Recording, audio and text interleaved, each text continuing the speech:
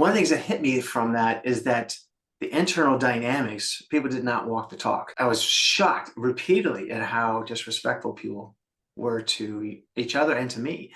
And I watched the culture work that they did, and they certainly had some success in it. I want to walk the talk that we're talking about, right? I want to be an example of it, and authentically. And I didn't like the inauthentic piece that I was seeing there. And I think one of the things it did for me is it helped me really look at myself on a regular basis. Like, am I making sure that I'm really being as authentic as I can? So like what I like to think about it, I want to be as authentic as it's helpful, but bring that authentic feeling, really try to behave the way we're talking about. And then people can learn from that.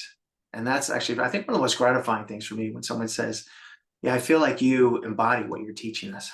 Yes, Mm.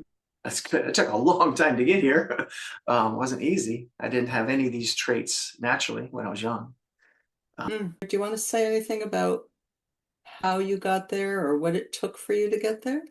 Yeah. So there, there's many different skills that I teach that have become part of who I am to this point. I think probably one of the most powerful ones is yes and I had the amazing opportunity to do improv comedy on the side for a few years, and it was so eye-opening to be coached about, like my comedy mentor would say, your job is to make everyone on the stage look good and to build on what other people bring out, right? It was such a radical different way than I had been brought up with, but practicing that on stage, it made it so much more fun, and it was interesting. It was a start to change the way my brain worked. And then I started saying, hey, I should apply this in my real life, off stage. And I first started doing it at work, which was very, very helpful.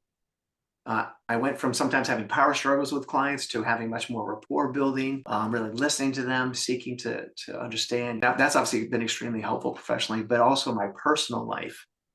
I used to be very sarcastic, and it's one of the things I got from doing comedy was that if the audience isn't laughing, it's not funny. It's just, right. So I started changing the way of thinking about that and saying, hey, I want to make humor together instead of make humor at the expense of others. And the yes and really helped me to do that a lot more.